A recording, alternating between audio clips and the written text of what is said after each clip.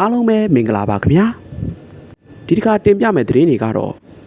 မကြခင်ကာလအတွင်းမှာရှင်ပြိုင်ကစားသွားကြတော့မယ်မြန်မာမျိုးသားဘောလုံးလေရင်တင်မြန်မာမျိုးသမီးဘောလုံးလေရင်တင်မြန်မာမျိုးသား U23 လေရင်တင်မြန်မာမျိုးသမီး U19 တင်တို့ရဲ့သတင်းတွေပဲဖြစ်ပါတယ်ခင်ဗျာ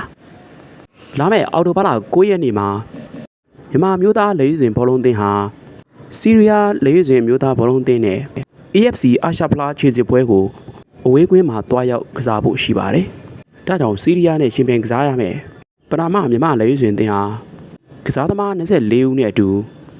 နက်ဗန်29ရက်နေ့ကနေစလို့ကွင်းစင်းလေ့ကျင့်ပြင်ဆင်နေလျက်ရှိပါတယ်။အော်တိုဘာလ2ရက်နေ့မှာတော့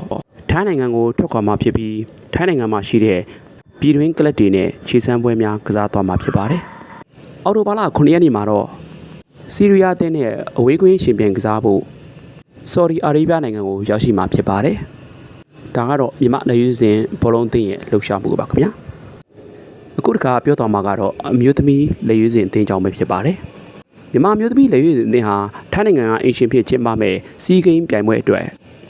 ကြိုတင်ပြင်ဆင်မှုများအနေနဲ့ဂျပန်နိုင်ငံကိုသွားရောက်မှာဖြစ်ပါတယ်။ခြေစွမ်းပွဲများစွာလည်းပြုလုပ်သွားဖို့အစီအစဉ်တွေရှိကြောင်းသိရပါတယ်ခင်ဗျာ။မြန်မာအမျိုးသား U23 လေရွေးစဉ်တင်ကတော့အခုချိန်မှာကွင်းစင်းလေ့ကျင့်မှုများပြုလုပ်နေပြီးအော်တိုဘာ2ရက်နေ့ကနေ10ရက်နေ့ထိဂျပန်နိုင်ငံကိုတွားရောက်လေ့ကျင့်မှာဖြစ်ပါတယ်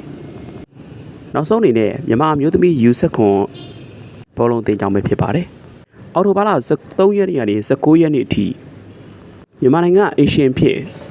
ကျင်းပသွားမယ်။အမျိုးသမီး U19 အာရှဖလားခြေစစ်ပွဲကိုအာရှဖလားခြေစစ်ပွဲအောင်မြင်မှုအတွက်ဂျပန်နည်းပြကြီးကူမီကိုတာရှီယိုနဲ့အတူလေ့ကျင့်မှုများပြုလုပ်လျက်ရှိပါတယ်။ကဲပါရှုံနိုင်ကျွန်တော်တို့မြန်မာအသင်းအတွက်ကျွန်တော်တို့မြန်မာပြည်သက်တွေရှိပါတယ်။